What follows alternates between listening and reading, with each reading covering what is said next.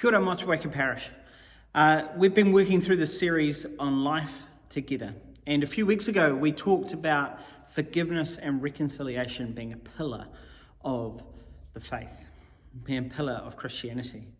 And we talked about this parable of this guy who got forgiven such a huge debt, and then he could not forgive a small debt. He could not see mercy on the little guy. And so today, we're talking about this idea of truth in love. And on Sunday, really I gave an idea of some practicals of how to do conflict. I think in forgiveness and reconciliation, so often we in New Zealand avoid conflict. We avoid dealing with the hard part. And so we end up appeasing people or just taking it on ourselves and living with all these annoyances in our life. We ignore tensions. We appease people. That's what we generally do. But I think there's a better way. There's a better way because in Jesus, we don't see someone who appeases people. We don't see someone who avoids conflict.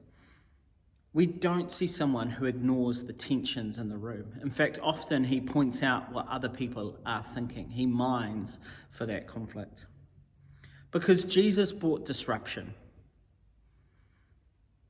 in order that there can be true peace. So that is the message that I gave on Sunday. And I think there's two ways we can go about conflict. We can go down the dirty route, dirty conflict, or we can go down the clean conflict, clean fighting, as you like to put it. See, you might recognize some of these things. In dirty fighting, you do things like give someone the silent treatment, or you lecture them, or you blame or attack, or you show condescension, or you show threatening gestures, you name call, you criticize, you use sarcasm, you complain, you deny, you walk away, you placate, you avoid, you do shouting, using always and never, anger, rage, passive-aggressive behaviour, you lie, you hit, you use violence, or you show contempt. See, that is dirty fighting. That's not the way of Jesus. Instead, Jesus, I think, calls us to a way of clean fighting. And I'm going to attach the process that I shared on Sunday to the email, so you can read that and see an example of how this plays out in praxis. Read that process, understand that process. It's a very practical way of actually doing conflict in your life, in your household, in your work, well and cleanly. How do you actually bring the things that bother you up? How do you actually deal with the thing or the underlying issue? But there's two other things that I want to just bring to your attention. So we have dirty fighting, and that's often where we lean to. That's the sinful kind of nature of humanity. And then we have clean fighting. But there's two things that I think we can prepare, and even when we're going into a clean fight.